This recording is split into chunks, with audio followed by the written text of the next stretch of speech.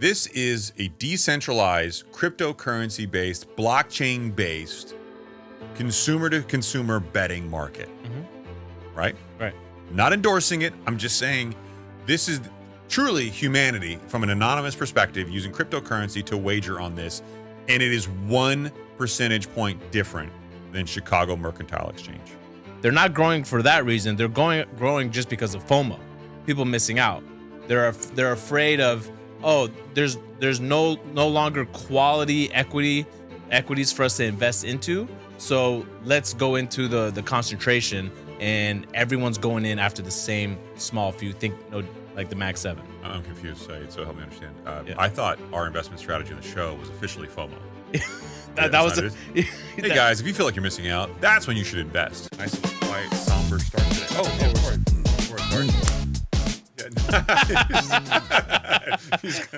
Give me a cheerleader clap, Saeed. Give it to me. Yeah. The company on the corner is going to do these in-ear mic things for us. I talked to them. It's actually relatively cost affordable, so we're going to swap them out soon. Yeah, I think we're going to, because I'm so tired of these things shedding on my ears. So expect all three of us to get fitted for custom earpieces. Ooh, yeah. Fitted. Moving on up. There you go. Yeah. Welcome back to the #1 financial literacy podcast in the world. This is the Higher Standard. That means cue the can pop. Sitting in front of me is my partner in crime, Christopher Nahibi. Sorry, I'm savoring the first form. Grape flavor. Let's go. This is so good. Andy Frizella came through, shipped us 4 massive boxes of Form energy drinks. Thank you, Andy. Thank you. In first form, we now are going to call them officially a sponsor because none of you have given us anything for free. Sitting across from me, my partner in time, the one, the only, Saeed Omar, everybody. Thank you, my man. And sitting behind the desk in the production suite, if you will, it's the fighting Fijian Rajil. What's up, my guy? I'm back on the grind. He's back. 6'9". Let's go. There you go. We got a great episode for everybody tonight. We're going to talk about a lot of things. We're going to talk about mortgage rates hitting lows. We're going to be talking about PolyMarket. I like PolyMarket. I know you do. You're having some fun today on it. I was. But first, what we're going to begin the show with is there's been a lot of talk about what we're currently experiencing in the economy is a melt-up economy, right? And This was a new term to me, by the way. I had not heard of it before. Yeah. So I found this to be a really fascinating concept, and it makes a lot of sense to me. Right. So a melt-up essentially is when asset prices don't go up because of strong fundamentals. Think about like good revenue growth, strong forward guidance. You could see earnings can keep up, right? And it's just things that you can tell that the economy is growing and it's fundamentally strong. But they're not growing for that reason. They're growing just because of FOMO. People missing out. They're afraid of, there's no longer quality equities for us to invest into. So let's go into the concentration, and everyone's going in after the same small few. Like the Mag 7. I'm confused, Saeed, so help me understand. I thought our investment strategy in the show was officially FOMO. Hey guys, if you feel like you're missing out, that's when you should invest. Honestly, if you feel like you're missing out on this show, that's when you need to start. You need to double down. Yeah, buy some merch. You need to listen to a current episode, listen to a past episode, and buy merch in the same day. You can at thspod.com. Yeah. Where you can get yourself this nice windbreaker champion jacket, right? Actually, they don't make that one anymore. No. Yeah, it's awkward. Vintage. No, they didn't make it. Sorry. I'm just kidding. Rajil, by the way, anecdotally, people were worried that you weren't going to show up ever again. And I'm like, no. We don't know. Maybe, but we're thinking he's probably going to show up again. Yeah. Oh, no. I plan on being here. Good, because I'll find you. Right. Yeah. There may be some episodes in the future just with some scheduling issues. But January onwards, I'm back on. Yeah. All right. I'm good with that. So the reason why a lot of people believe that this is what we're experiencing now and why are we entering into this phase, right, is the Fed has been signaling rate cuts, right? And although we've been talking about this meeting in December that's coming up is going to be the most, sought after one in quite some time. 100% it's going to be. And to give you an idea of perspective, we saw a swing that happened pretty quickly back to back over the course of 3 weeks where you saw the probability of an interest rate cut be as low as like 45, 46%. Mm-hmm.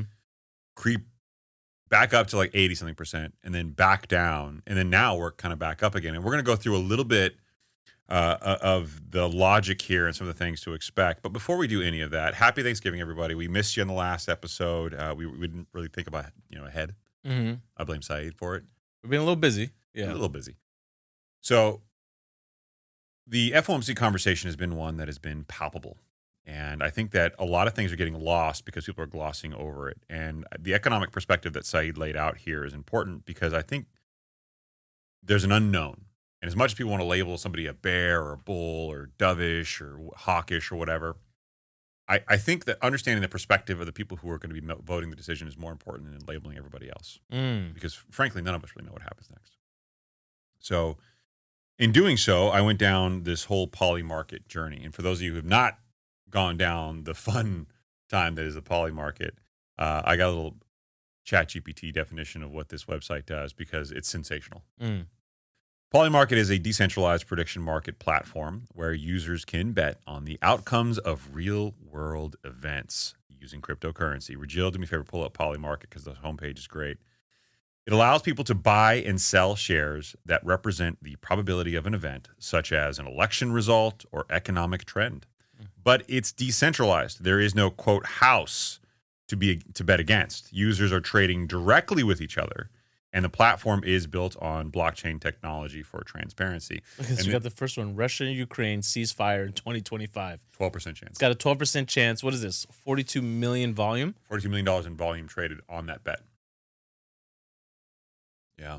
Crazy, right? This is insane. So people are literally, they're treating this as an investment or they're treating this as a bet, like a sports bet. If you bet, and the Virgilio goes, great. So this is a bet. $10, bet $10 on yes, that there's going to be a ceasefire in 2025, we'll pay you $83.33. Betting $10 on no will pay you $11.24. Okay, so this is it's Vegas for life. This is Vegas for life, yeah. And this is where I feel like we've reached. It is, right? This is a problem, right? Why is the problem? Why is this a problem? People are now looking at this as an investment where you don't have something tangible, a true asset. It's not a company like in the S&P 500 that. Who will Trump pardon in 2025? Young Thug is on there, 51%. Why is that? Because who did he pardon? Kodak Black? Did he pardon Kodak Black? He did Lil Wayne. He did Kodak Black. Yeah. Why Kodak Black? He didn't do the Tiger King though. Yeah, Steve Bannon, 55% chance. Buy yes at 93 cents. So you think this is disconnected and wild, but I'm going to prove out in the next parts of this conversation how it's actually pretty damn on the money. What? The PolyMarket odds that you're seeing here, as granted. What do you mean it's on the money? So some of these are coin flips. You got 50-50. Okay. All right. No. It's cool, right? I just want to provide for Wicked for good. Second 5-day weekend for the box office, above or below $85 million. Hey, honestly, bull take. I didn't like the first one. Love the second one. First of all, as a man who sits down to pee, I would expect nothing less. Nothing less. It was a great movie. Honestly, it was so good. It was good. I had to leave 10 minutes before the movie ended because Adam had a basketball game I had to take him to, but the rest of the movie was really good. So you and your wife went to go see this together? You don't understand. I'm so cerebral. I'm doing this for the comment section. Comment down below. You went and did this, spent money, and took time out of your day, so you could engage comments, on social media. Yeah, it was good. Honestly, what Ariana Grande? What's she doing? What do you mean? She looks scary. You mean skinny? Yeah, skinny. Yeah, her and Cynthia Erivo. Yeah. I'll be honest. I do want to see both. I haven't seen both. I haven't seen either one. But I'm a big Jeff Fell asleep Goldblum for the fan. first one. Did you really? Jeff Goldblum in the second one, amazing. He's the reason what made the movie for me. He's a sensational actor. Yeah. That's just. OG listeners remember when Chris called himself the Jeff Goldblum of podcasting. I did, yeah. Look, they both lost a tremendous amount of weight. Oh, I didn't realize the other actress had lost weight too. Mm-hmm. She doesn't look as skinny as the rest of them. Cynthia Erivo looks tiny though. She's got such a phenomenal voice. It's amazing. Yeah. They're working hard, man. Yeah, or they're all on Monjaro. Either way. No judgment here. Right. Yeah. So PolyMarket is an interesting site, and I recommend everybody check it out. But more importantly, I think there are some odds that are worthwhile to discuss. So you might recall that going into the Fed decisions, there have been some probabilities, right? Well, there is also a conversation being had about replacing the next Fed chair. Mm-hmm. And PolyMarket has some probabilities of who and when that's going to be. But I thought it's important for us to let's just have a conversation about that. And let's see if we can prove PolyMarket's groupthink consensus odds out to be close to reality. Mm-hmm. You say, Chris, how are we going to do that? Well, let's start with the top here. This, according to PolyMarket, there's 4 individuals that have a significant probability of, thank you, Regil, of being nominated as the next Fed chair. Number 1, Kevin Hassett. Number 2, Christopher Waller. Number 3, Kevin Walsh. And number 4, Rick Reeder. Kevin Hassett has the largest probability, 53%. And anecdotally, the rumors are on the street that it will be done before the end of this year. He'll be nominated, right? He'll be nominated. He'll be put up by Trump. Right, exactly, because that's the person. So the sitting president is the person that gets to decide on who the nominee is going to be, right?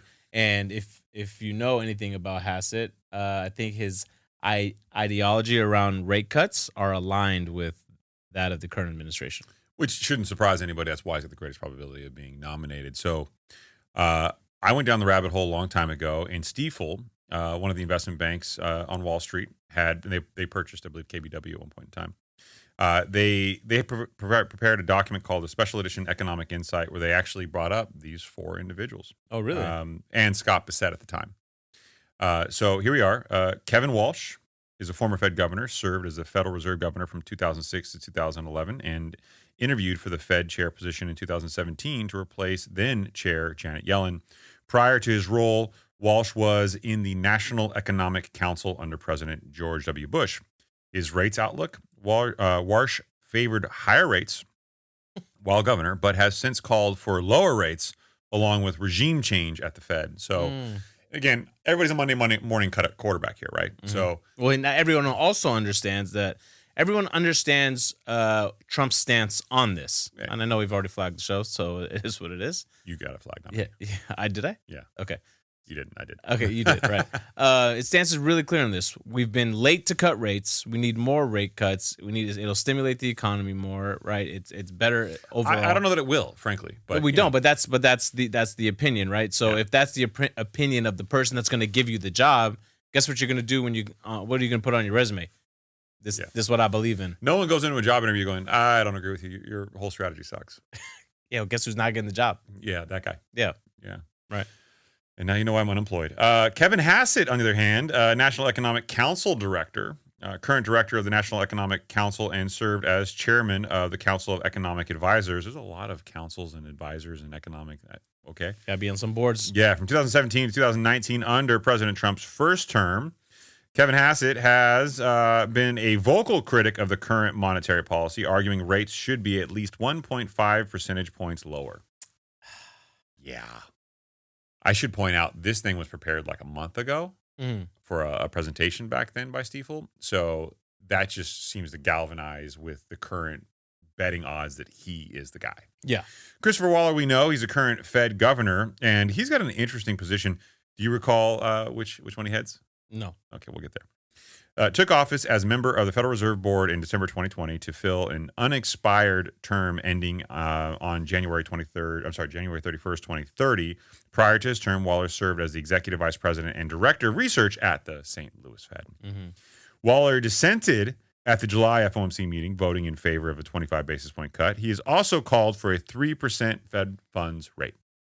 Also calling for a lower rate. Eventually getting down to 3%. Now, we've talked about this. We said on the show that all the members at the FOMC, they want to get down to a neutral rate. Whatever that might be. And the consensus is it's somewhere between 3 to 4%, right? We're currently sitting at 3.75 to 4%. Yep. So for some people, we're already there. Yep. For a few others, we're about 4 cuts away. And it really comes down to perspective. All of these men feel pretty confident that cuts are needed, which is interesting because you're going to start to see more and more of that debate with the remaining FOMC members, because some of them clearly, according to the summary of economic projections, do not feel that way. Yeah, but this being on Waller's resume saying he's also called for a 3% Fed funds rate doesn't really say by when. So here's your choice. And let me just be clear. I want to cover Bessent, and then I'm going to give some perspective here on why you can pretty much bet that it is, in fact, going to be Hassett. Scott Bessent, sworn in as 79th Secretary of the Treasury on January 28th, 2025. Prior to his role, Bessent served as CEO and CIO of the hedge fund Key Square Capital Management. He also gives a total resting bitch face. Bessent said he believes the Fed could lower rates by September and has called for an internal review of the Fed. He's been very critical, but he's the current Treasury Secretary. Having him serve both roles is questionable in and of itself.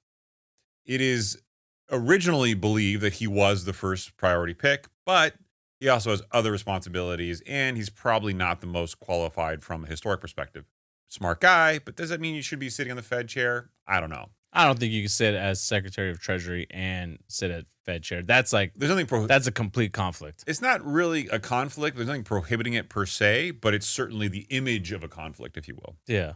And with that much scrutiny and that key of a job, I don't know that you want that level of concern. Kevin Walsh is a former Fed governor who at one point in time was the person who favored higher rates. That's his historic cadence on the Fed. Mm-hmm. Now he's got a different tune. If you're looking at him, you're going, at one point he had a very different opinion. Feels like you switched up really quick. Yeah. Mhm. Like that's the guy who goes in the interview and goes, I love his company. Well, what's the social media post saying? His company sucks. That's exactly right. Christopher Waller is a current sitting member of the Fed, and you could argue he's been ineffective in influencing the Fed to cut rates. Right. Exactly. His opinion being what it is, I've called for 3% Fed funds rate. Well, Chief, how many times have you sat down with Neil Kashkari and played the crayons while everybody else making the big boy decisions in the room because you haven't had any influence? And honestly, if you're Trump, right? Okay, you're saying that you're already on my side and you see it the way I want it to be. Well, I want one of the seats to be there. Exactly. I want you to stay so I can just add another seat in. That's right. So you pick Kevin Hassett, National Economic Council Director, all the councils, economic advisors, all that stuff. Vocal critic. Mm-hmm. Should be at least 1.5 percentage points lower. Sold. That's a lot, bro. It is. I'm going to apologize in advance. I've been coughing a lot today. 2.5 Fed funds rate would be crazy. Yeah, it would be crazy. But that's the kind of rhetoric that seems to get away. I mean, if you look at... But again, by when? Right? This is not immediately, right? This is cutting, holding. Usually the summary of economic projections, the SEP that comes out, right? That it's pushed out in every 2-year increments. So are you saying by 2028 we'll get down another 1.5 percentage points? I don't think anybody cares about that. This is going to sound weird, but I think that they just want to get all the dovish people out and get all the hawkish people in.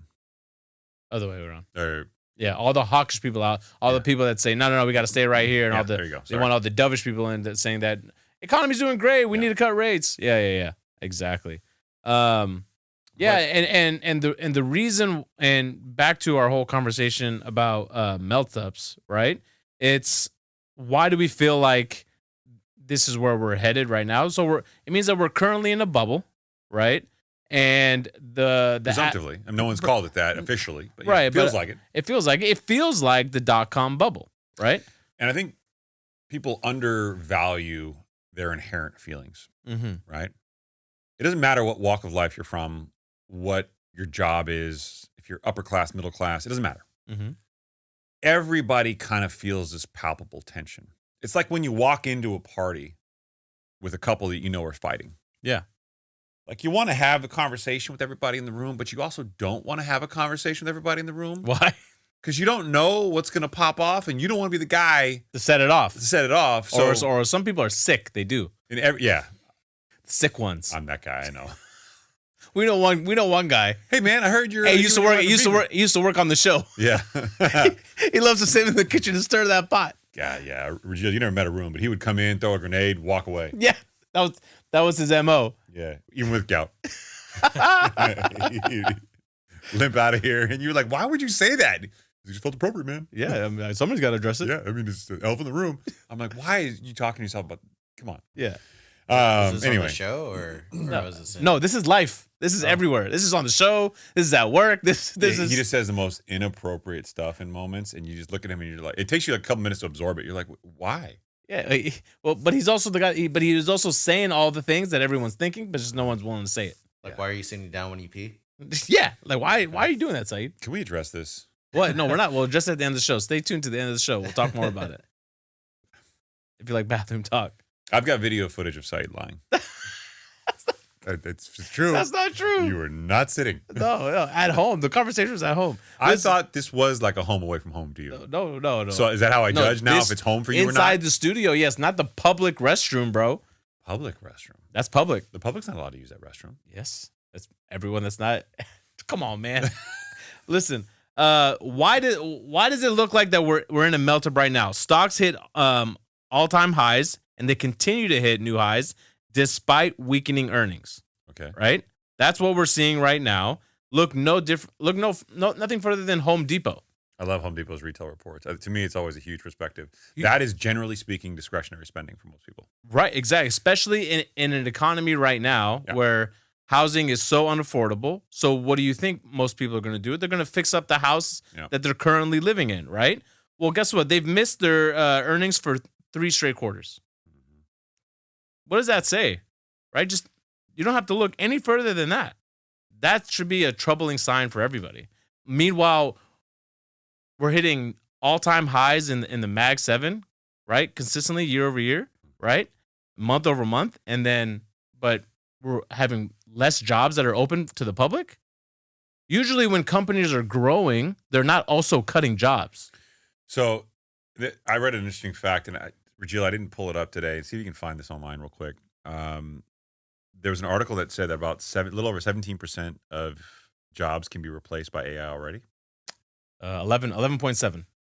Was it 11.7%? It was some percentage. Yeah, you sent it to me. Did I send it to you? Mm-hmm. Yeah, I meant to put it in the show notes. I apologize. That to me was very telling of the current state of affairs. Was there anything factual? From MIT, study finds AI can already replace 11.7% of the U.S. workforce. Wow, that's incredible. Massachusetts Institute of Technology released a study that found that artificial intelligence can already replace 11.7% of the U.S. labor market. The study was conducted using a labor simulation tool called the Iceberg Index. That's gangster. What would your index be named? Haas? The booty killer. Which was created by MIT and Oak Ridge National Laboratory, because if it comes out of a laboratory, it's got to be authentic. For lawmakers preparing billion-dollar reskilling and training investments, the index offers a detailed map of where disruption is forming down to the zip code. Scroll down and see what we got there. Any pretty pictures? No. So it's no. and this is the odd thing about it all, right? Is usually when you have a boom in earnings, like you see in Nvidia, right, Meta, Google, all these in the Mag 7, right? Then you usually in a fundamentally strong economy, you also get a boom in hiring. But you're not getting that now. No, because you don't need to hire more people to do this stuff. You don't need to hire more people, and they're not hiring more people, right? Actually, in fact, MIT just reported that 11.7% of the jobs can be replaced by AI. Because you have to understand, God, there's a whole conspiracy thing I want to go down here. I'll probably save it towards the end of the show about corporate America. And I know that people are going to say, well, Chris, you're a little sensitive because, you just left corporate America in the traditional sense. And that's not it. I think that we are in an age where the lack of disclosure is very visible. Mm. And I think we're in an age where there are certain things that we used to think of as just known facts or stability were misrepresentations all along that we can now see tactily. Yeah. And I'll get to that at the end of the show. I think it's a valuable conversation. And I think corporate American greed may actually be influencing more than we understand. Companies track efficiency. It's one of the ratios you look at to see if a company's overstaffed or not. And a lot of iconic activist investors who will come into a corporation will look at how efficient they are, how much productivity they're getting per employee, boiling it down to kind of brass tacks. Mm-hmm. And they'll say, this company has way too much weight in the form of FTE, full-time employment. We need to cut people because these people can be more efficient. Mm. We can get more returns with less people. But you start looking at how companies are making money these days, subscription models, right? Get more and more people to watch the content. Well, YouTube doesn't have to put out a whole lot more content to get more subscribers, right? Their infrastructure is built to stream. Yeah, they're going to need better technology to stream at greater quantities, but there isn't a lot of people they need to add to do that, right? Amazon is going the opposite way. How do we make this more efficient? Well, you get rid of people. I talked to somebody, one of our listeners actually, recently tapped into my DMs and was like, "Hey, man, Side's a weird dude for peeing the way he does. And oh, by the way, I work in Amazon." I said, "Oh, do tell." And he was telling me about how it's really dysfunctional culturally there, that people are really concerned, that it's not really AI yet. They want to deploy AI, but their models are still Is it learning. in the warehouses? In the warehouses, yeah. Yeah. And that people are really freaked out because they're losing their job to what it really is, like a logistics machine, but not really an AI-based machine. And yet they're still trying to adopt, so they're kind of shoehorning it into the system to force adoption early on. And it's a cultural nightmare. Mm-hmm. And I think culture is getting lost because culture is a very human aspect, and it's not something you can quantify. Mm-hmm. And the perspective on culture is very much based on where you're at in the company, right? If you're the CEO or chief executive officer, or maybe even a senior vice president, and your daily life is probably very different than somebody who's maybe an assistant vice president or doesn't have like a corporate title and is just kind of going through the motions of what the company does for them. Yes. Right. And the stress they're feeling, what you're feeling, not necessarily the same thing. But I'll go down this rabbit hole later on towards the end of the show. But I want to keep going on the probabilities, because this whole conversation about the Fed has actually had a meaningful conclusion, which Syed robbed me of because he's selfish. According to Yahoo Finance, mortgage rates dropped this week amid fresh signs of job market weakness. Mortgage rates dropped slightly, that the labor market is weakening, and the Federal Reserve will cut interest rates again next month. And what do we know from the show? We know that the market will anticipate a Fed rate cut by showing drops in mortgage rates and the 10-year and the mortgage rates ahead of an anticipated rate cut. The market is doing that now. Yeah, they're what they're seeing is from the Chicago Mercantile Exchange. I believe it was an 82% chance of a rate cut. It's a little higher now, but yeah, a little bit higher now. So they're banking. Okay, we're 2 weeks out from the Fed meeting, and this came largely in response to the New York Fed head having prepared remarks at a meeting last week. And I want to be very clear about the details of what I just said. He came out and John Williams, that's right. He came out and he gave a prepared speech, which in and of itself is not necessarily something you think about and you go, wait a minute.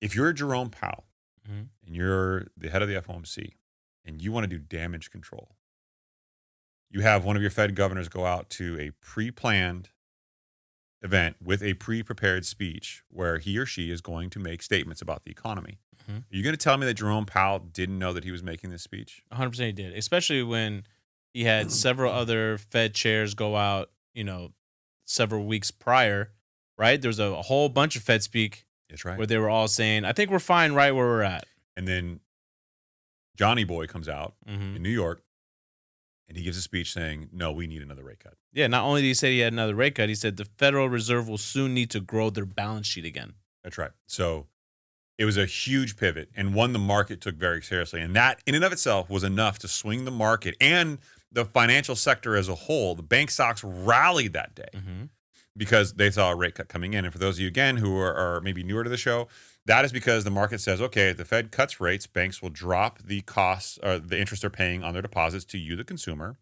widening their net interest margin and become more profitable. So again, this is all a prediction market game, which is why I like PolyMarket. People are saying, okay, the 10 years dropping, mortgage rates are dropping because people believe there is a higher than not probability, prediction of a rate cut. Okay, so those drop. So then mortgage activity picks up. Everybody talks about gumdrops and lollipops. It's raining unicorns and rainbows. And then everybody goes, okay, wait a minute. So then now the banks are going to get a rate cut. What are they going to do? Well, they're going to make more money because over the next quarter, their cost of deposits went down by 25 basis points. 25 basis points on billions or trillions of dollars is a meaningful drop. Even if it's 10 or 15 basis points on average as opposed to 25 across the board.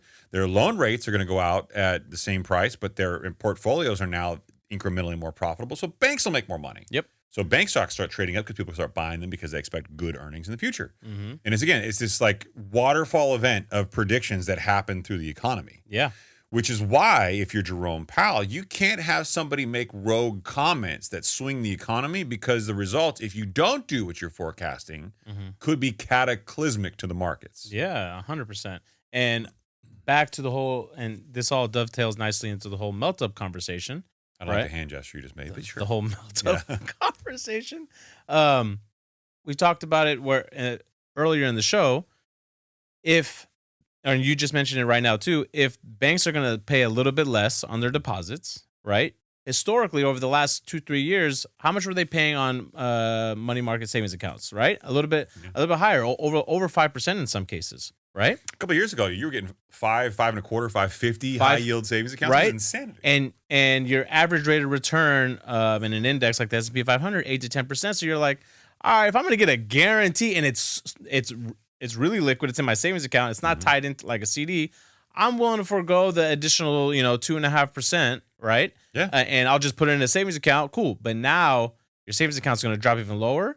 So people say, okay, well, now I'm not earning enough on my money. I'm going to pull a percentage of it out, and they want to go invest. Now, what company are they going to go invest in? Right?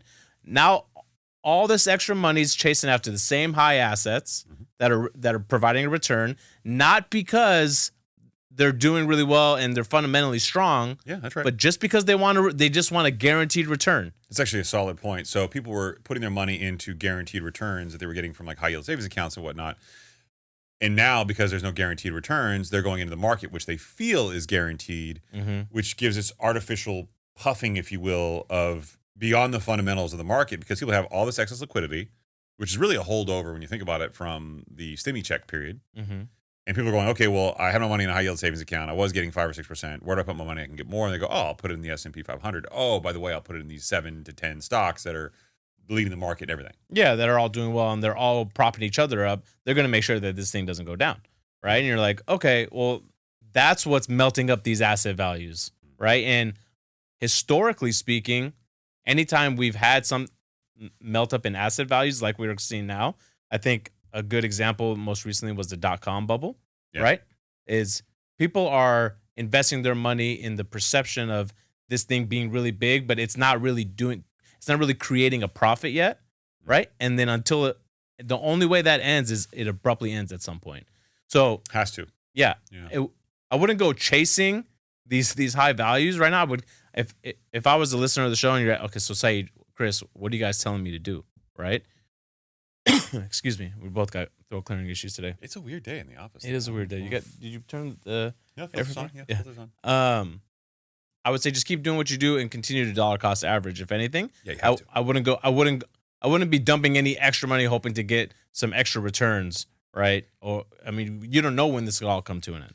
Like I said in the last show, if you're investing for the next 6 months to a year, you're a bolder person than me. If you're investing for 5-10 years out from now, knock yourself out, go for it. Yeah. So let's keep going on this article because the conclusion is really interesting.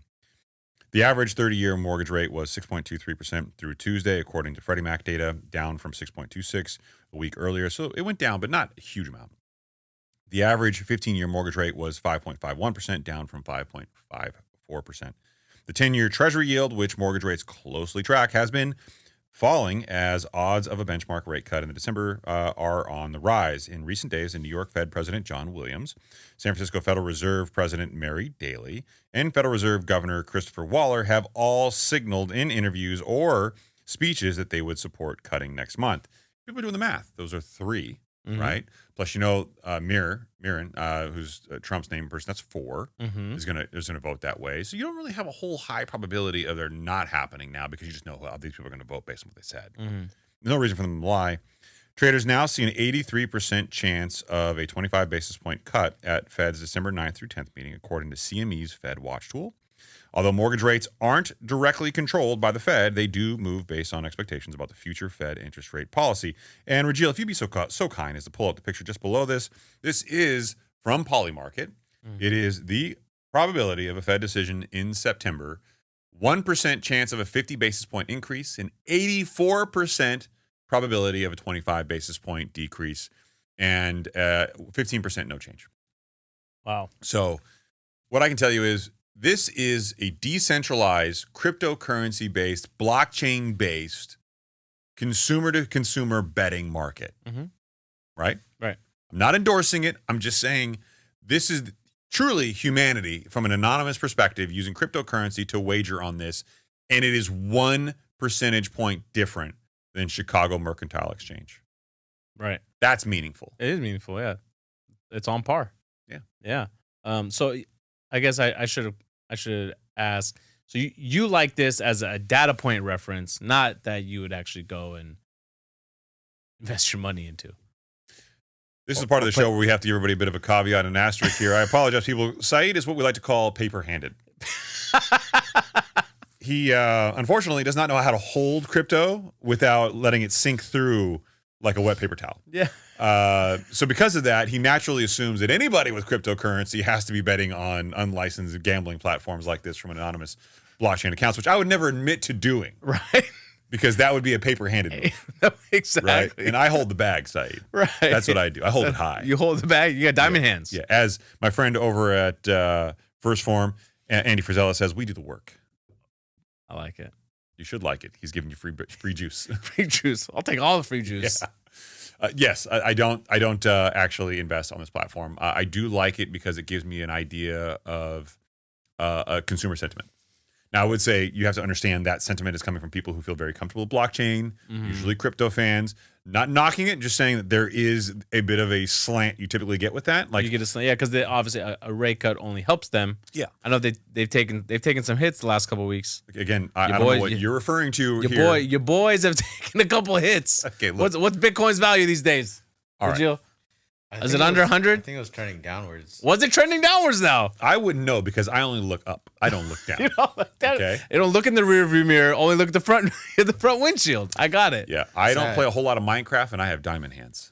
It's at 91,000. Oh, it's up 1% today. $91,414.30.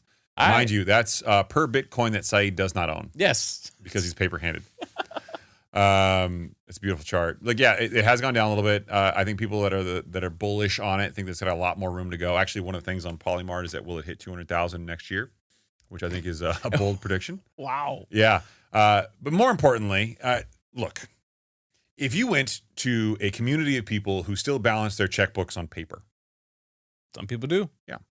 And you ask their opinion on the economy, you would probably get a vastly different perspective than people from PolyMarket. 100%. Yeah. It's a different demographic is all I'm saying. Yeah. Right. So yeah, you got to be careful with which data points you're referencing. Exactly. Just to drive this point home to make sure that the listener base and you or Jill really understand what I'm talking about here, because it's important that we give a visual to this. Mm-hmm. Saeed is the guy with a balanced checkbook. And I'm the guy on PolyMarket, okay? I mean, we're not off from one another, though. I'm looking at Chicago Mercantile Exchange. It says 83%. PolyMarket says 84%. Yeah, sometimes we can collide. Sometimes we wear the right merch. There you go. Yeah. Sometimes we don't. We're right here, baby. So it is important to understand that there is a public sentiment which does seem to line up with the probabilities of a rate cut. Let's get into a little bit of the Beige book from November 2025. For those of you who recall, Saeed, can you tell them the Beige book is? Beige book is essentially all the data that the Fed likes to look over before and the data that they utilize when making their decision. That's right. So Regil's pulling it up on the screen here. I'm just going to summarize this because it's a lot of narrative we don't really need here. The Federal Reserve and rate cut speculation data from the Beige book shows softening labor demand and slowing consumer spending across large swaths of the economy. And since that time to now, we've gotten retail reports in large part last week and some actually coming up next week. We were recording this on Wednesday, the 26th, the day before Thanksgiving. Mm-hmm.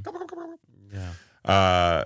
And I think that's visible, and that's why you see the Home Depot numbers that you see. You see a lot of these numbers coming out that really echo that. This is what led to the increased market odds for the rate cut with the next Federal Open Market Committee. As you saw this general tone, you've seen the results and everything coming out. People are going, okay, I'm concerned. Mm-hmm. Let's see if we can quell this a little bit. Labor market weakness plus consumer stress have been a big kind of narrative throughout this whole document. Hiring has slowed significantly, even as Saeed noted, output productivity remains stable, creating a growth without payrolls dynamic that worries the Fed. And it worries me too, right? If we're having a material life change in that companies are just going to hire less because they can do more with technology than they ever could before, which when you think about it, it's a very plausible scenario. Remove the stigma from like, oh my God, AI is not ready yet.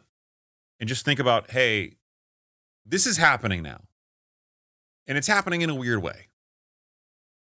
Shouldn't we say that AI is having an impact now? I mean, I know it's not like super measurable to a lot of people because there's still a lot of unknowns in these companies and it's not like something we track, but it's having a meaningful change. Mm-hmm. I mean, just it being part of the discussion is meaningful, right? It's something that not only executives and management are talking about when they're talking about efficiency ratings or KPIs, right? It's people around the office are worried. So if there have been recent layoffs, like at your company, you naturally that in and of itself is going to pick up efficiency because people are scared and they're going to want to make sure that they keep their jobs. You couple AI on top of that, and like, hey, within the next 5 years, you might get replaced. You want some predictions about AI? I spent a lot of time engaging with AI, Mhm. all different types, from the creative side of the podcast to just me using a learning language model. I typically use ChatGPT as my kind of core, and then I'll branch out to stuff like Nano, Banana, and stuff like that just to play with other aspects. I believe that humans in our lifetime will begin to have meaningful relationships with AI in a different way than we expect. I think most humans will feel more comfortable turning to AI as a therapist to work out their problems. Mhm. And then I was in bed the other night and I was asking AI a question. And my wife looks over at me because I'm fubbing. It's like 2:00 in the morning. Can't sleep. So who are you messaging? And I'm like, oh my God, it looks like I am messaging somebody because I'm like rapid fire, thumbs are blazing away. Yeah.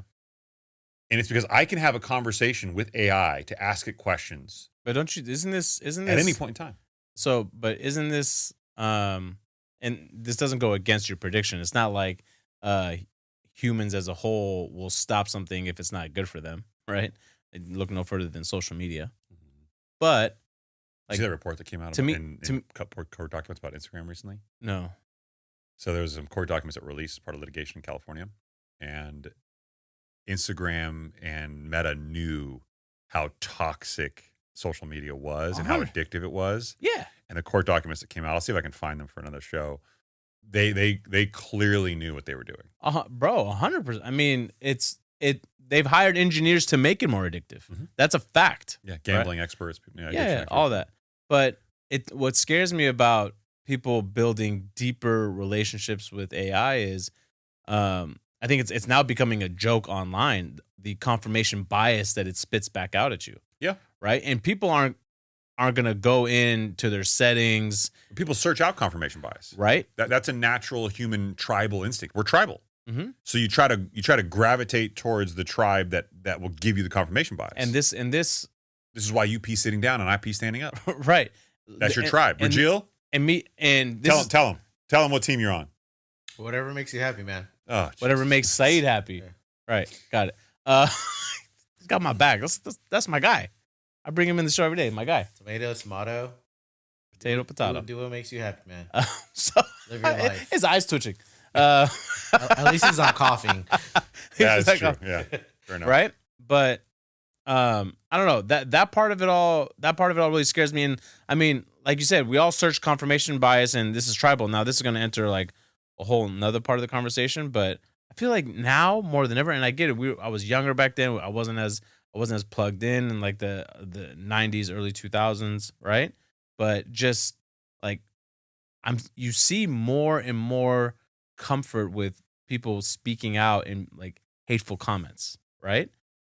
It's more open, and it's because I feel like with social media and the internet, when you're searching that confirmation bias, you can now find an entire group of people that live all around the world.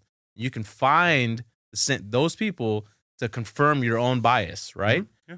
Whereas before, when you didn't have that, and if you did feel a certain kind of way in a community or in a neighborhood, you would just stay quiet because you knew that this is wrong, or there's not a lot of people that think like I think or believe what I believe, right? So now it's just people are way more out and open with it, and like that's the part behind it all that really scares me.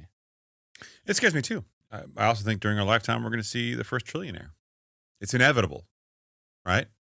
So the way compounding interest works. That's also the way AI works. Mhm. It's going to grow. Mhm. It's inevitable. And I look at all these things and I think to myself, okay, well, if it's inevitable and we're already seeing it now and it's meaningfully impacting jobs now, why are we ignoring that humans will be displaced? Another great example of this is during our lifetime, humans probably won't be allowed to drive cars anymore. Right. Statistically and scientifically, it'll be proven that it's way safer for everyone. We can reduce the amount of deaths by like 90-some% if, You have what's it called? A Weibo? What's it called? Waymo. A Wayvo. A Wayvo drives you around. Waymo. Huevos are eggs. Wayvo. Huevos. Wayvo.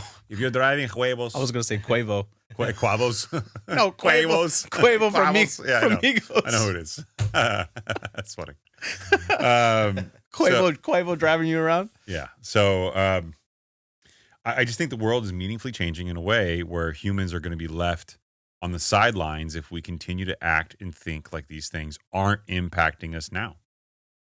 If people don't need to drive anymore, that's more time in front of a screen while waiting to get places. Then the question is where they're going to go, because if we don't need humans for a lot of this work, doctors, lawyers. But this should scare everybody. But the people this that isn't 100 years from now. This is like in the next 20 years. I mean, probably it'll grow exponentially faster. It could be next 10 years, right? I mean, they've said the predictions are out that they are all actively seeking at replacing tens of millions of jobs with AI. So what do these people do? So okay, let's put those people aside, which is a big scary part. Let's put them aside for a second. Most of humanity, that's fine. Okay, but most of humanity We'll have aside. plumbers, electricians still, apparently. Yeah, it's great. Go learn a trade. It's going to be the Right? new lawyer and doctor. No, but if 70% of our GDP is comprised of consumerism, Mhm. how are you going to get consumers to buy anything if they don't have jobs? Well, that seems to be the reoccurring and resounding issue that So we're what's- already experiencing. So the pitch is, okay, we're going to put everybody on universal basic income. Well, again, so to your point, combine that with companies are more and more profitable because people are more and more linked in to subscription-based service models. Things that dude, there are cars that you have to pay a subscription for to get access to features in the cars now. Oh, that's right. I remember you telling me BMW was like this. My Rivian's like this. You can have maps, but you want detailed maps? $150 a year. What? Yeah, man. What do you mean? What does the detail give me? I can zoom in real tight in your backyard. You can do that with Apple Maps too, man. Yeah, but they basically give you Google Maps on your Rivian. There's some other funny. features you get to, none of which is like hyper meaningful, but Yeah. nobody wants to buy a car Yeah. and be like, oh, you could have better maps. Yeah, and then somebody sits in your car and you're like, oh, you don't got the paid version, bro? Yeah, it's weird, dude. It's weird. It's weird. I had the realization today too. On my car at any given time, there are 3 trackers. My license plate, which is digital, has a tracker. The car itself has a tracker. My wallet has a tracker. Mm-hmm. There's a tracker at all times. My phone has a tracker. You're being tracked all the time. I can't commit a murder. Not saying I ever thought about it, but I'm just saying if I ever wanted to, if I want to do some graffiti, bro, they're going to know where I'm at. R.I.P. Haas. Yeah. That's it. You can't kill anymore. Booty killer is passed on. Can't kill. Yeah. You don't kill booty Haas no more. can't kill nobody anymore. Haas the booty lover. Yeah, Haas is a booty lover. I found an article about Meta. Yeah? Let's put it over here. What we got from Reuters. Meta buried casual evidence of social media harm. U.S. court filings allege. Plaintiffs allege Meta hid product risks from users and authorities.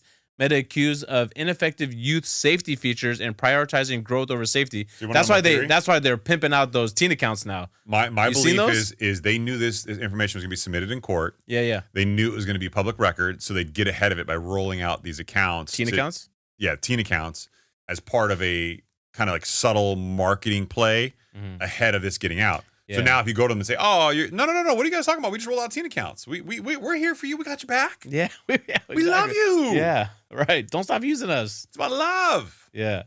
Love, Saeed. I was watching NBA game the other day on Amazon Prime now. No, you watch the NBA games? Yeah, check this out. We didn't know. Rashid, did you know? Bro, How do you have time, man? This is crazy. question. This is a good question.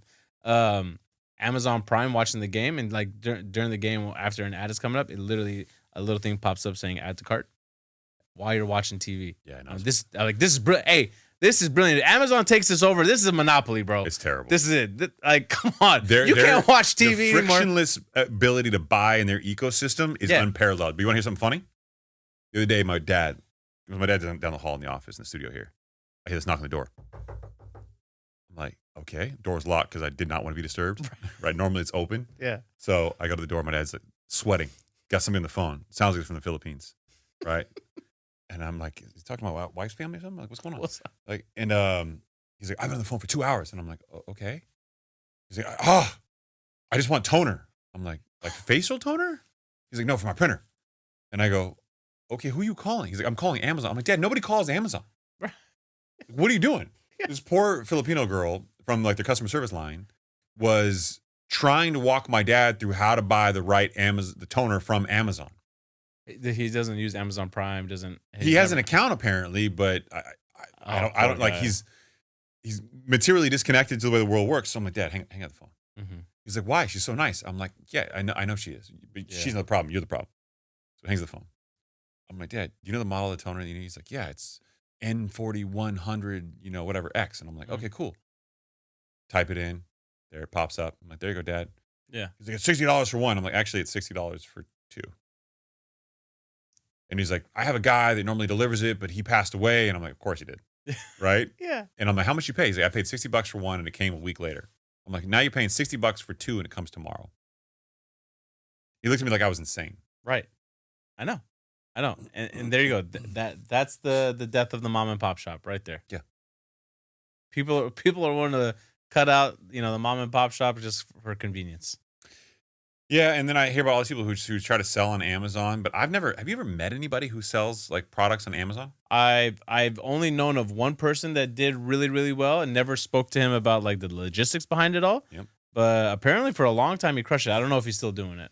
But I know, and then there's all these courses that people can take, and everybody that I knew that was quote selling on Amazon always sold the course about how to sell on Amazon. Yeah. So I don't know if they're actually making money selling on Amazon. How funny. It feels like one of those things that's so margined out that you're not going to make a whole lot of profitability unless you're doing tremendous volume. Yeah. And at which point, if you're doing tremendous volume, why would you have time to do a course?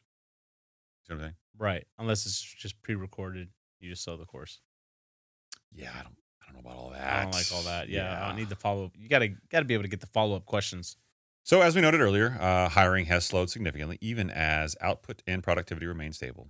So this growth without payroll situation is becoming real. Consumer confidence recently dropped to its lowest in months, according to Yahoo Finance. That's showing up in softer retail numbers, as Saeed and I have talked about. Discretionary spending certainly coming down. Home Depot clearly evidences that. This affects everything from housing to default risk. And we are seeing some mortgage defaults rise. Not what I would call an alarming ratio, because people keep talking about it in percentage of defaults. Like, oh, defaults are up 20%. Yeah, but they were also at historic lows. So not a meaningful increase in my mind. We will have to see how this all pans out for Black Friday. So 2 days from now, will it be a very prosperous Black Friday? You an avid shopper on Black Friday?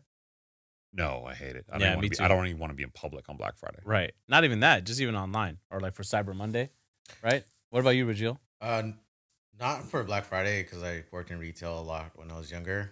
Oh, really? Hated it, man. You hated it? Yeah, it started off like on Friday. We opened at like 10 a.m. and then as years go by, it's earlier and earlier. Then next thing you know, on Thanksgiving, we open at 6 p.m. Oh, for Black Friday. Oh, They're yeah. starting way And early. there's still people lined up, lines across the whole store. It was For me, I always felt like it ridiculous. was a hustle. I swear to God, this year, Black Friday deals started like November 1st. Yeah. But they're already signaling. Yeah, that new TV that we bought for the thing over here, Yeah. that was literally a Black Friday deal. I'm like, it's not Black Friday though. Yeah. But I was like, all right. They just want to get out ahead of it. I'll Yeah. never forget. My sister used to physically go to like the Black Friday stuff. They used to make like an evening of it where they'd go out at like midnight and they'd shop like all night long. They'd come home exhausted. I was thinking to myself like, hey, why? Number one. Number two, I went one year. People literally fought like in Walmarts. Oh, yeah. Like 100%. brawls are breaking out. I mean, but you got to think if you believe in any of the data that's coming out, right? There's not a lot of discretionary cash that people are holding on to spend. So if you can get out in front of it and get somebody to lock in, right? That's why it's probably creeping up earlier and earlier and earlier. I think you're going to have a pretty good Black Friday season this year.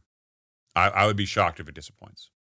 Really? Yeah, I think the problem is you've had a longer time run because people are going to include Black Friday spending going all the way back to November 1st, right? Yeah. That's what that started happening. Is trying to get ahead of what they think are going to be low numbers. Number one, they're going to have a longer time period. Number two, I think there's such a disconnect currently to people wanting the dopamine of getting a win. Yeah. So they want a dopamine of getting a deal. And to me, this is kind of like that impetus before the fall. People go like, okay, I'm in denial. I want the dopamine of getting something at a discount. It makes me feel good about life. So I'm going to go do this. But then the repercussions hit hard. I think if you're going to see weakness, it's going to be in December spending for Christmas. For Christmas. Yeah. I think that's where the weakness is going to come from. I think Black Friday deals are still going to be there. People are going to be all sorts of tryptophan high. So my father-in-law gave the kids each $100 to spend on Black Friday because they just now know what Black Friday is. Oh, cool. Right.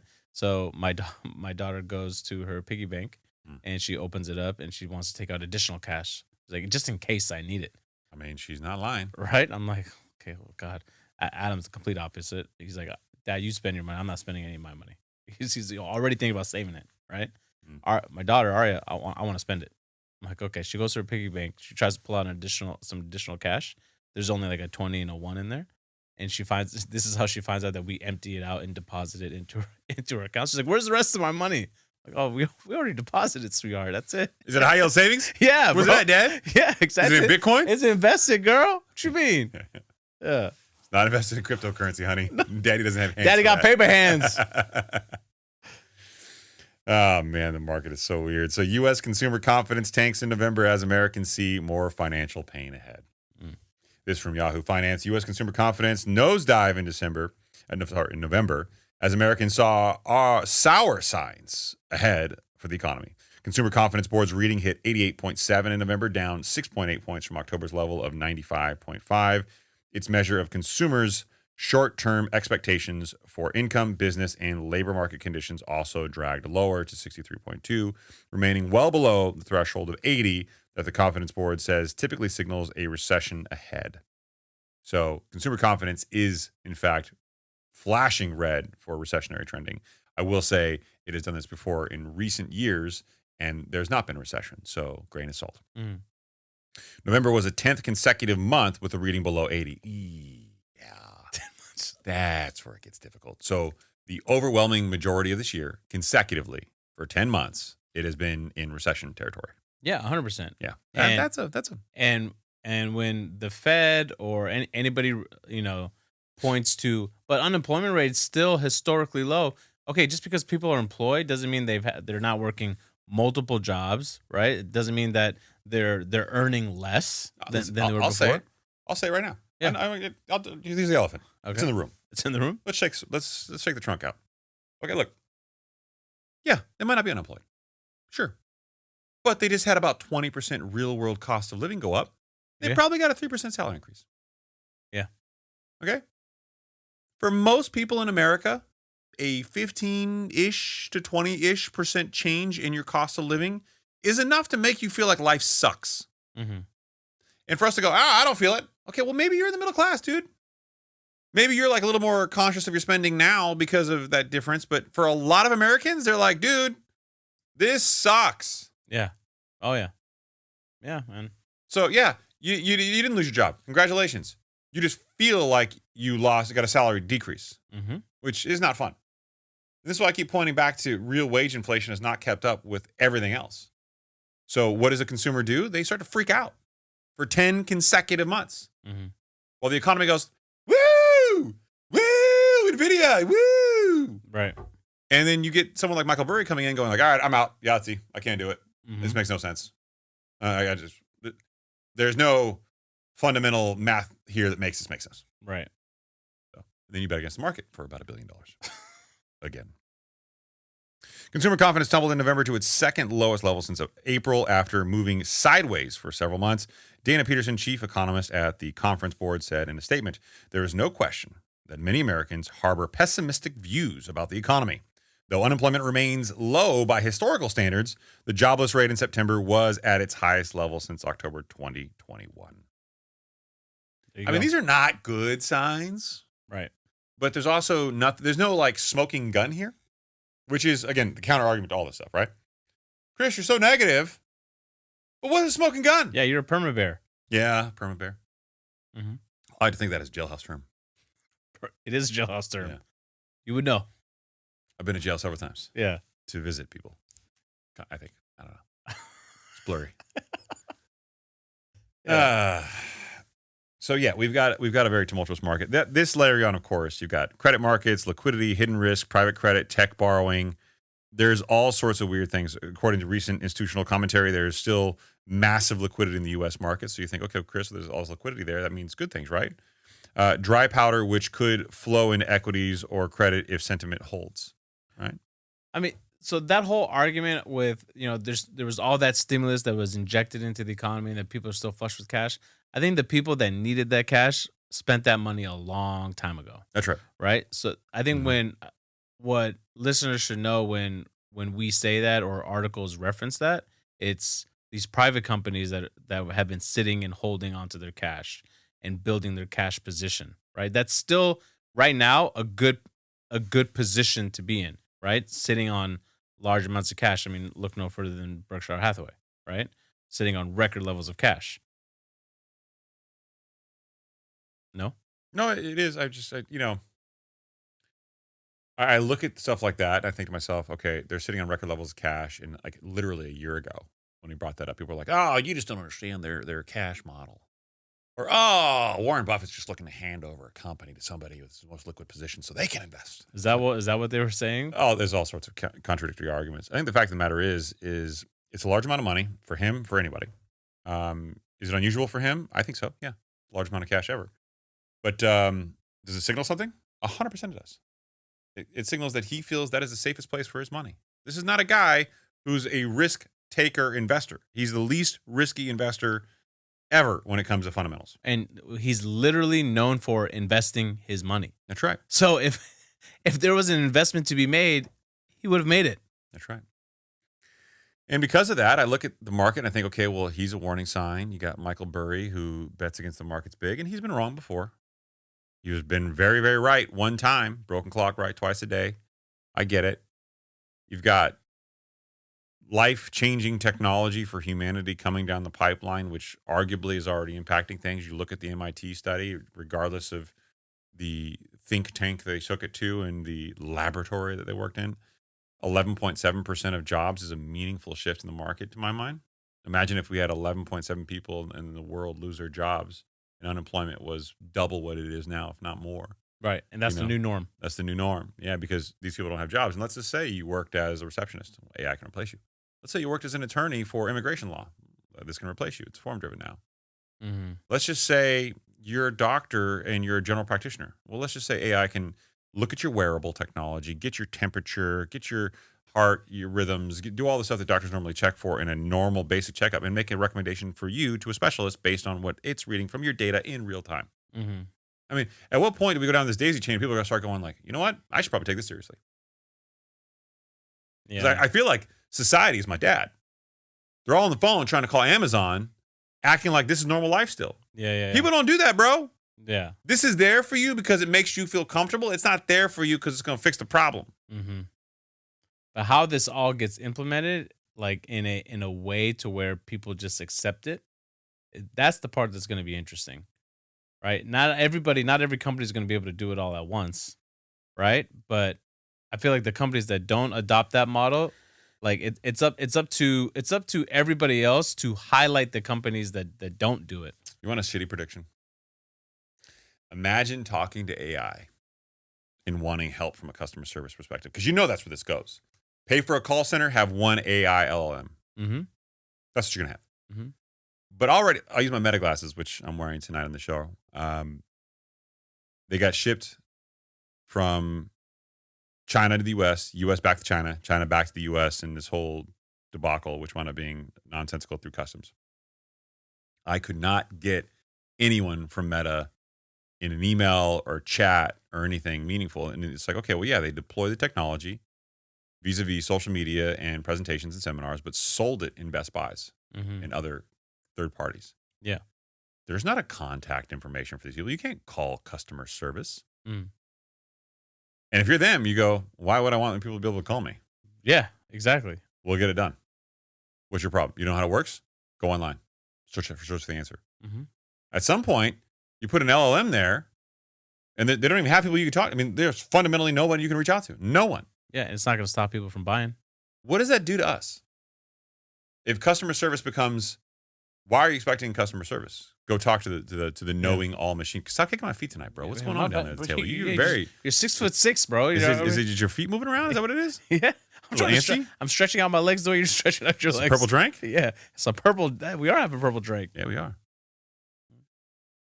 What does that do to us as a society? Yeah, I've got a present for you. For me, Yeah. what?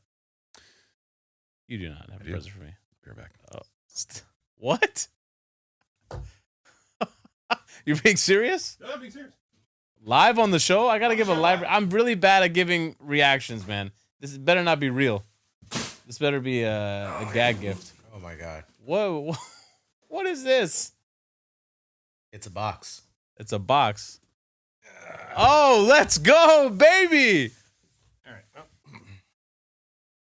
Can they see it? Oh, we gotta turn it around the other Oh, way. yeah. All right, there we go. We gotta turn it this way. There we go. All right. So, as much as Saeed's colorectal issues and paranoia about disease and illness and all sorts of weird things become serious, Tushy reached out to us and gave us a sponsorship for the show. This is a heated toilet seat. This is the Cloud Plus. So if you're going to sit down, have a reason to do it. This would be an even better reason to sit Yeah, down. go to the website, Regil, not the not the Amazon. Yeah, Amazon. Yeah. skip Why are you the song, feeding the man. machine, man? It's the industrial complex, bro. Yeah, bro. We're trying to go straight to the source. And because Saeed is not the one who endorses standing and peeing, they decided to give me the access code. So use my name, Chris, last name Naghibi at Tushy, or you can go to hellotushy.com. Hello, Tushy. Yeah, Yep. enter my name as a promo code, and you can get a nice little discount off of whatever electronic or non-electronic bidet you should choose. Honestly, because if you don't got a clean Tushy, what are you doing? I mean, you gotta take care of your Tushy before you listen to the show. I just have one question for you that still remains. Okay, you want to know? Listen, hepatitis A can be spread. Holy shit. It's true. Hold on. It's true. Hepatitis A can be spread through toilets if an infected person does not wash their hands properly after using the bathroom. What's wrong with you? Hey, nobody wants to get hepatitis, bro. Hepatitis A? Jeez. And mind you, your urine is only sterile to you, sir. Don't shout at me, bro. That's from a registered nurse. Don't shout at me. A registered nurse left us a comment on the last show. She wanted to make sure that we understood that your urine is sterile to you and only you, not to other people. Okay, I get it. Just That's on the seat. That's why you need the what'd you call it? The wax gasket. What'd you call it? the wax paper ass gasket. Yeah, the wax paper ass gasket. WPAGs. WPAGs. That's what they're called. WPAGs. What do you call them?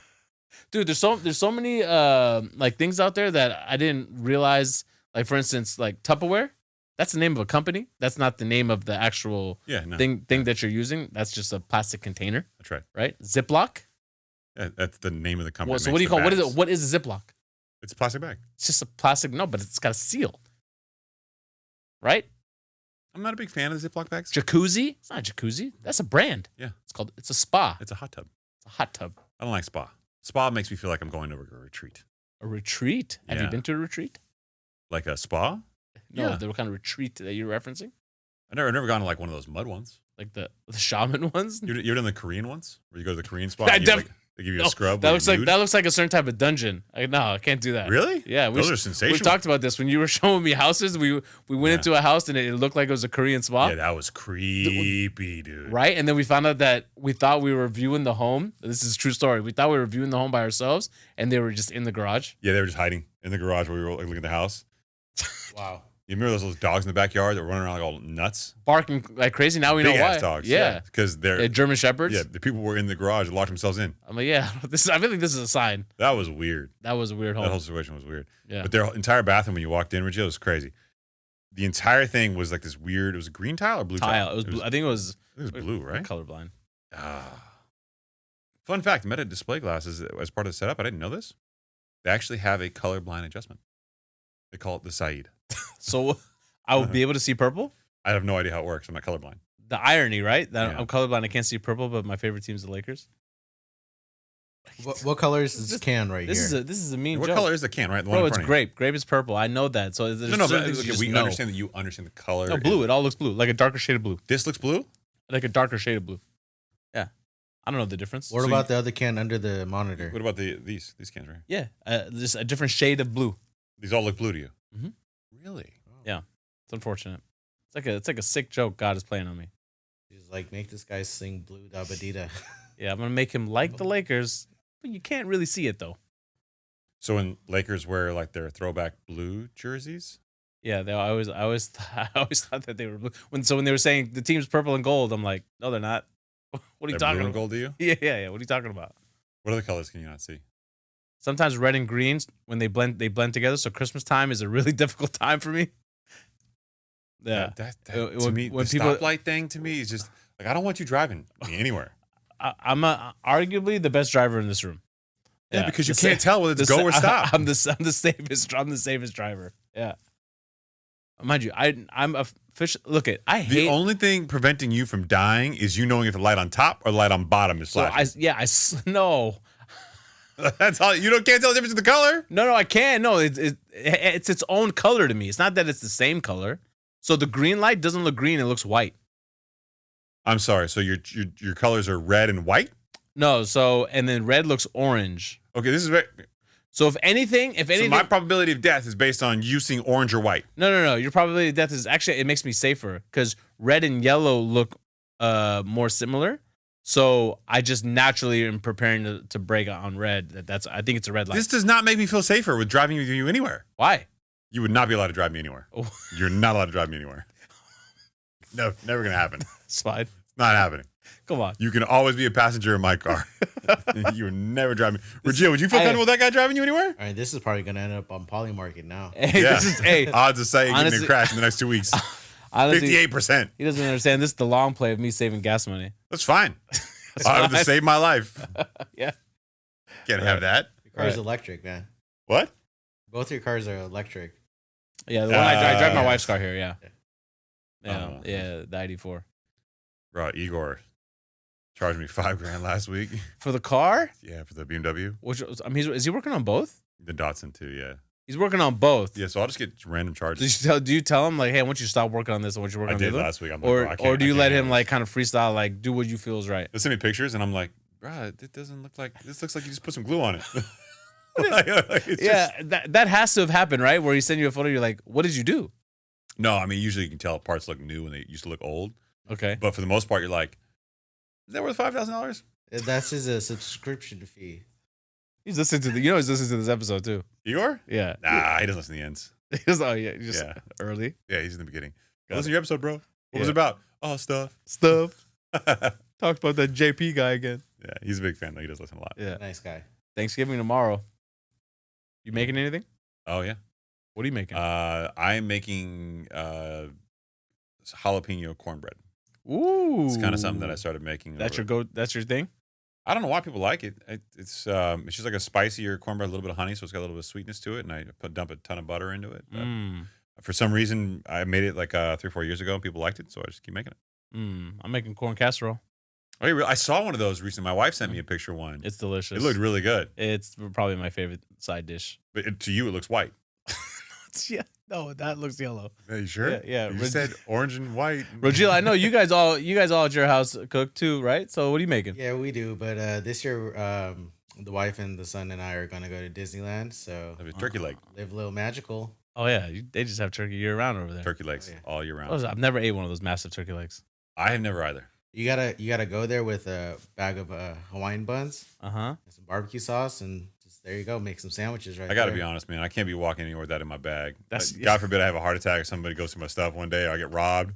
Bro, Sounds like I know, I'm this always- dude, this dude had Hawaiian rolls and barbecue sauce in his bag. I always think like that too. Anytime we like leave the house for like an extended period of time, if we're going somewhere for the day, I always make sure that the house is like clean and spotless in case I die and somebody they gotta come to the house after. Like, God, damn, this guy's living like a mess.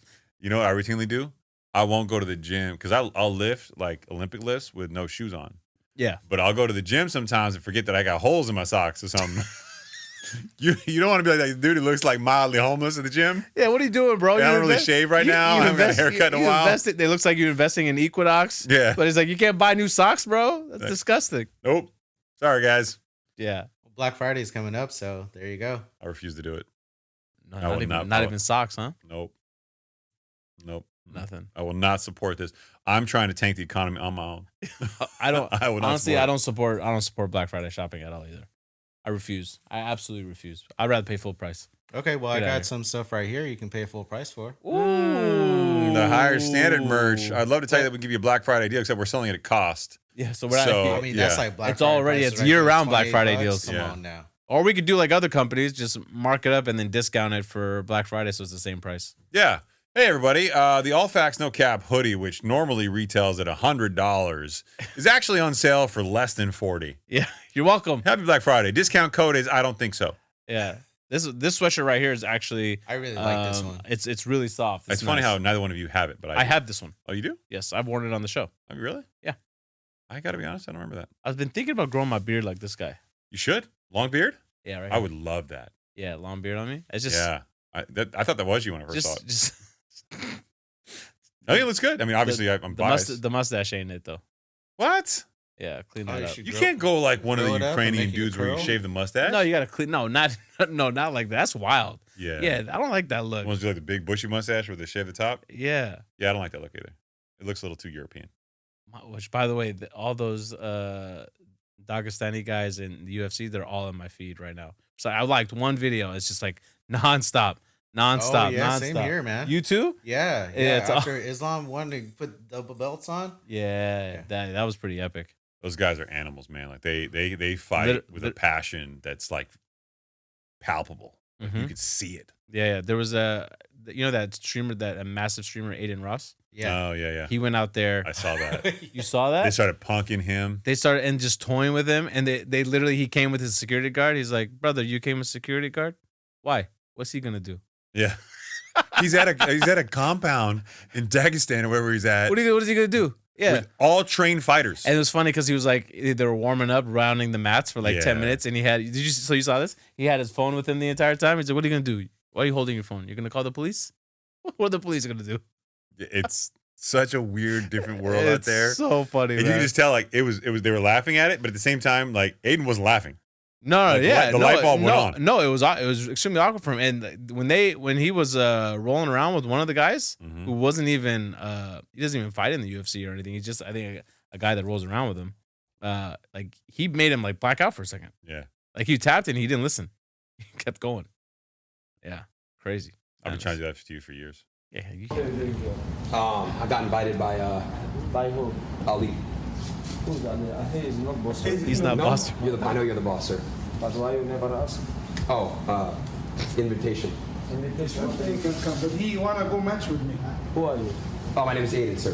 Okay, what are you doing for life? I don't know. I question myself every day.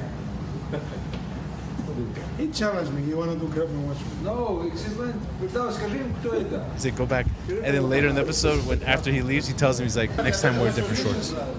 Oh, because we're in pink shorts. Yeah. Okay, guys. That's a lot. You can tell it was serious. It Yeah, was bro. real. That was in Dagestan, right? I don't know. Yeah, it was. It was at his compound. Yeah. Yeah. Training is life for these guys. Yeah. They asked Islam, I think, before the fight or after the fight. He's like, "You just had a kid, right? Like, congratulations. Like, how do you do it? You know, with like training." He's just like, "I don't see my kids. I just train." Just focused, bro. When you're that great, it's like I'm gonna be great. That's it. It's a different lifestyle. Yeah, I'm just gonna be great. That's all I'm focused on. I've seen videos of them fighting with bears.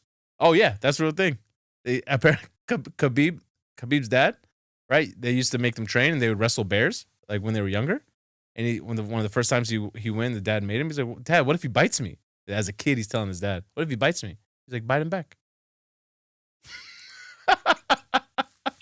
You can't make this up, bro. That's it. Yeah. It goes to show you, man. It's like I feel like gentle parenting out here has gone a little bit too much.